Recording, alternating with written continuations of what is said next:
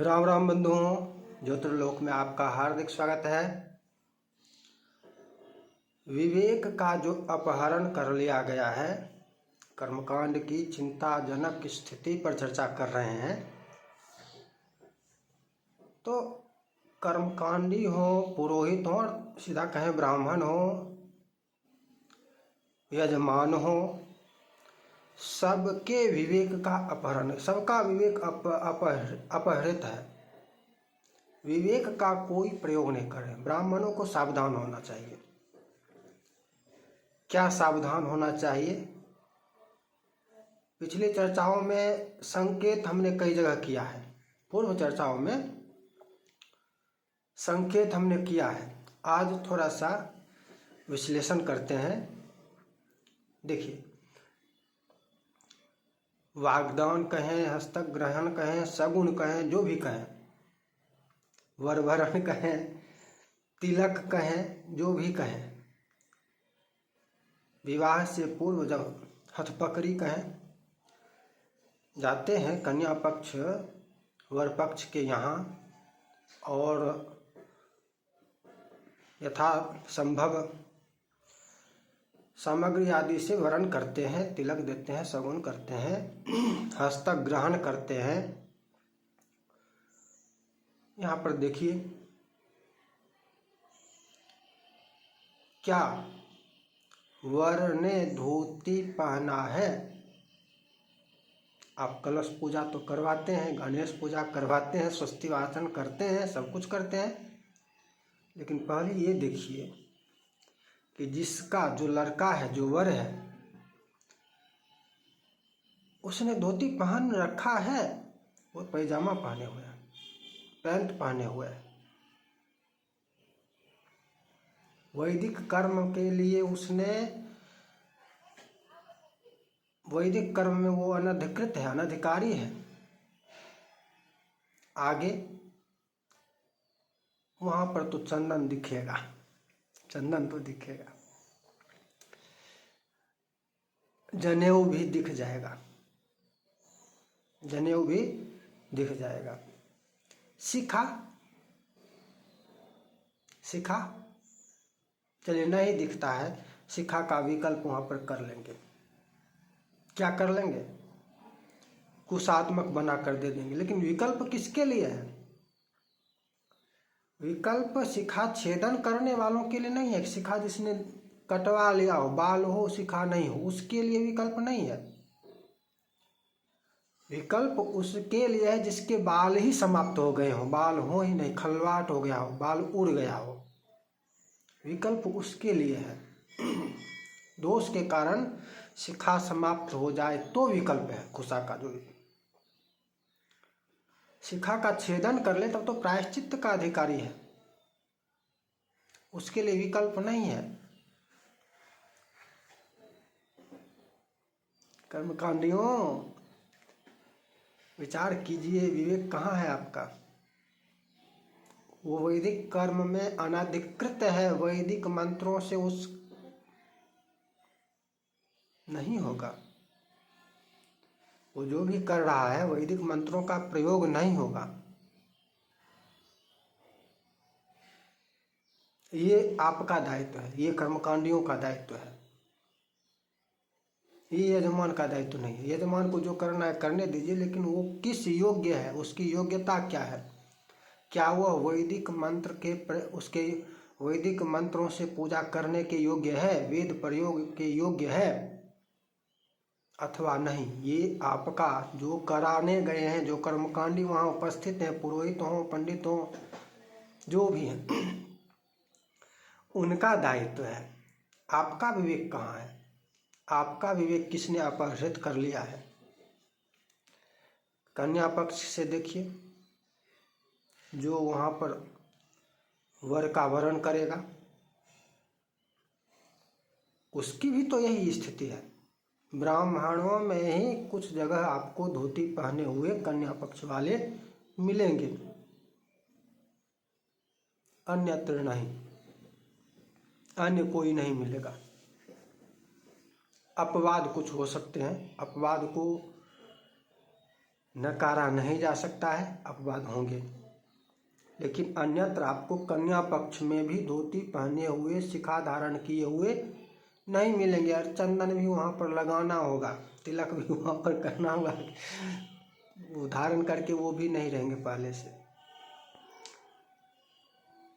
यज्ञोपवीत होगा, हो सकता है यज्ञोपवीत जनेऊ उस समय यदि धारण न भी करते हो तो उस कर्म के निमित्त उस समय जनेऊ धारण किए होंगे। ये भी तो शिखा, देखिए शिखा नहीं होगा।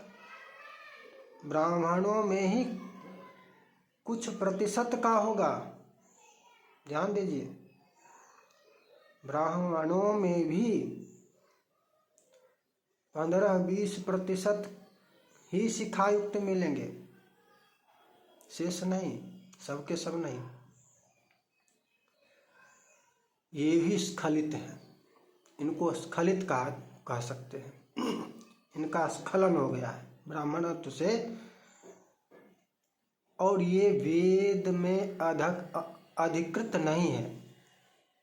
अब ये वेद मंत्र के प्रयोग करने योग्य नहीं रह गए। ये अन्य की छोड़ दीजिए, अन्यों को छोड़ दीजिए, ब्राह्मणों की चर्चा कर रहा हूँ। भूमिहार भी ब्राह्मण में ही आता है, और क्षत्रिय वैश्य को भी ले लीजिए। ये स्खलित द्विज, ऐसा कहिए, द्विज कहिए। द्विज में 3 वर्ण आते हैं। शूद्र के लिए जब आप कहते हैं कि शूद्र का वेद के लिए वेद मंत्र का प्रयोग नहीं होगा, तो शूद्र इस विषय को लेकर निंदा करता है, उपद्रव करता है। इन्हीं कारणों से तो वो राजनीति वाले सब कर रहे हैं। अरे द्विज भी द्विज, ये तीनों वर्ण भी स्खलित हो जाए तो ये भी वेद में अनधिकृत हो जाते हैं। इनके लिए भी वैदिक स्वस्ति वाचन,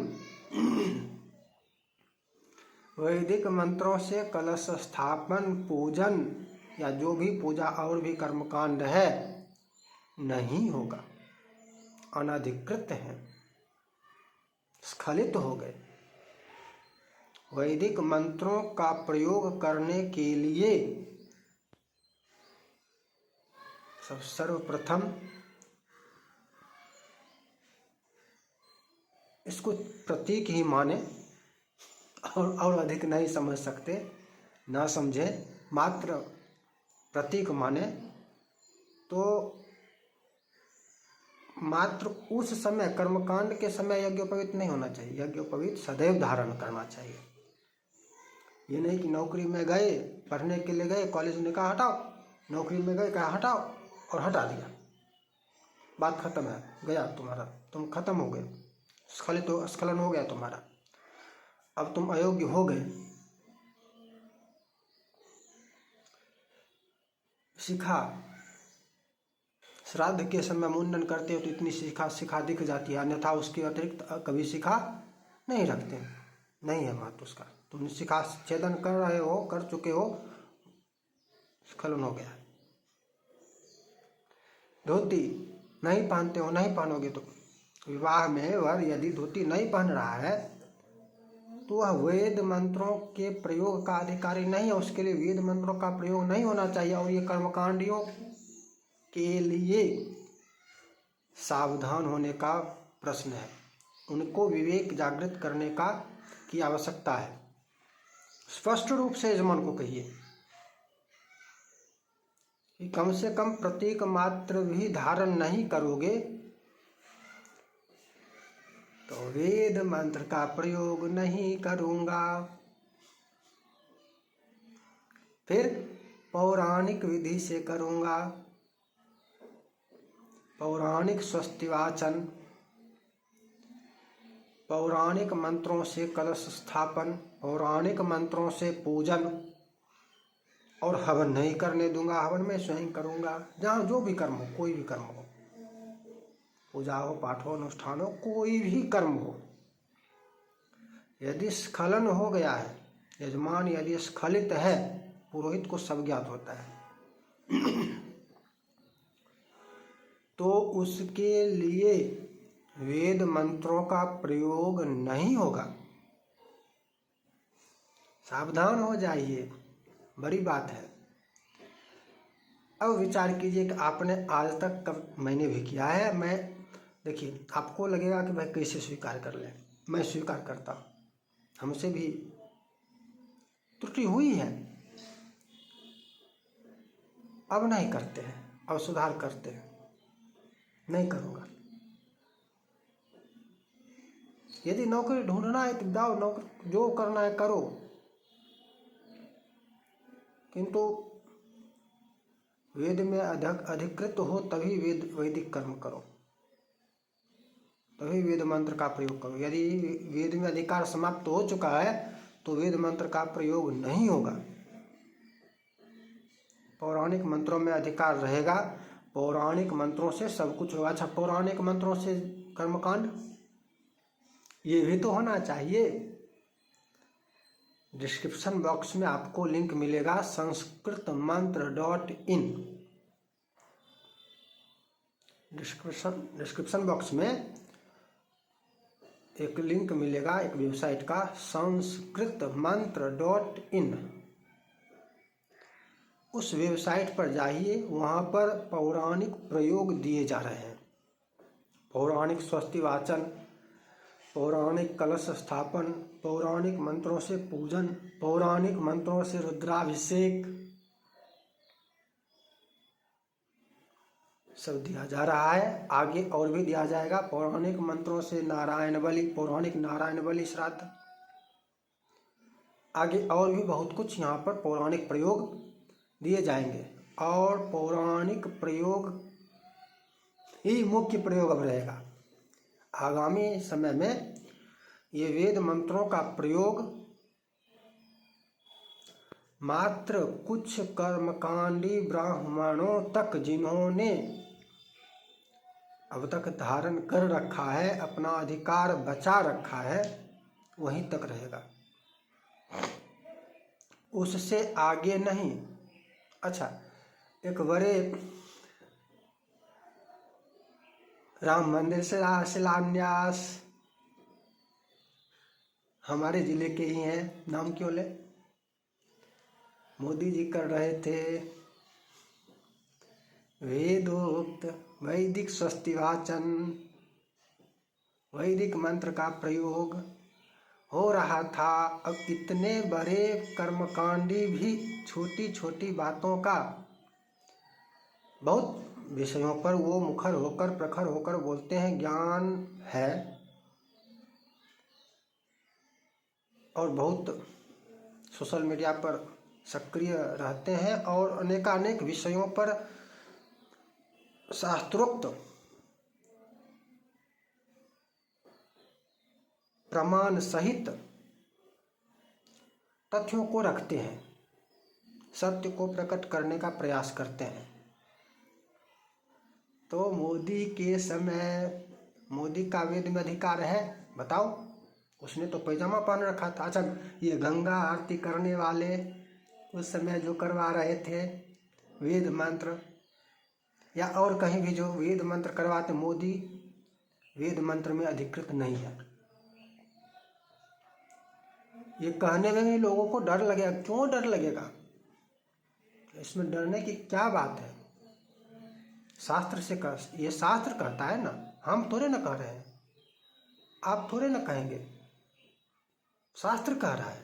उसमें वो पैजामा पहनकर सर्वत्र जाता है, हर जगह जहाँ भी देखो पैजामा पहनकर करने जाता है। वेद आध्यात्मिक उन्नति होगी, ठीक है, क्या होगा, तपस्या क्या होगा, जो भी क्या होगा वो भी निषिद्ध ही है। किंतु वेद मंत्रों में अधिकृत नहीं है, अधिकार नहीं है शास्त्र के अनुसार। तो ये जितने करवाने वाले थे सबकी छोड़ दीजिए, और सब तो जड़ हैं। ये गंगा आरती में जो रहते हैं ये सब तो वहाँ के पंडे क्या है, पन्नों की बड़ी विचित्र स्थिति है सर्वत्र।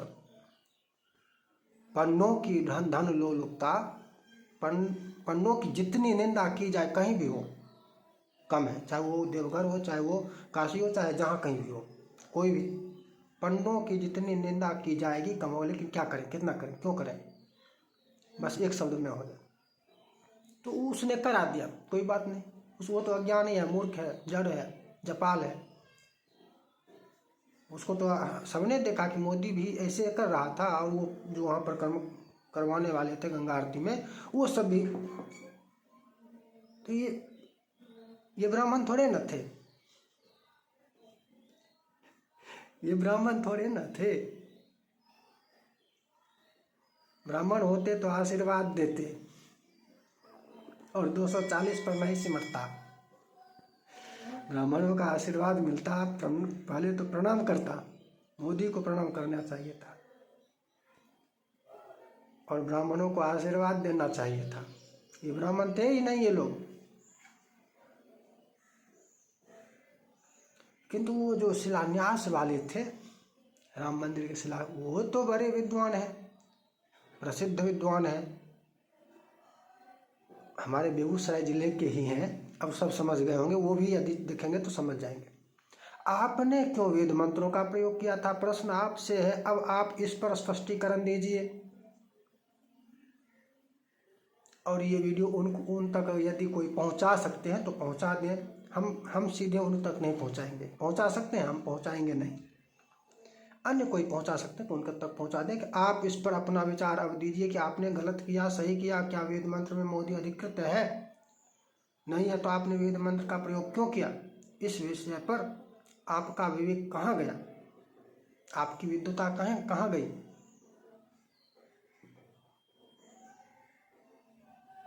गंभीर विषय है, सभी कर्मकांडियों को इस विषय पर गंभीरता से विचार करना चाहिए और आगे पीछे का छोड़ दीजिए, आगे के लिए सुधार कीजिए कि नहीं, वेद मंत्र का प्रयोग तभी करेंगे जब अगला आदमी अधिकृत होगा वेद मंत्र में। यदि वेद मंत्र में अधिकृत नहीं होगा तो पौराणिक मंत्रों से ही सब कुछ करेंगे, वेद मंत्रों का प्रयोग नहीं करेंगे। चाहिए आपको पौराणिक मंत्रों की पद्धति, तो वो पद्धति शनैः कर्म संस्कृत मंत्र.in वेबसाइट पर मिल जाएगी, लिंक डिस्क्रिप्शन बॉक्स में मिल जाएगा। पुनः मिलेंगे नई चर्चा के साथ। जय जय श्री राधे।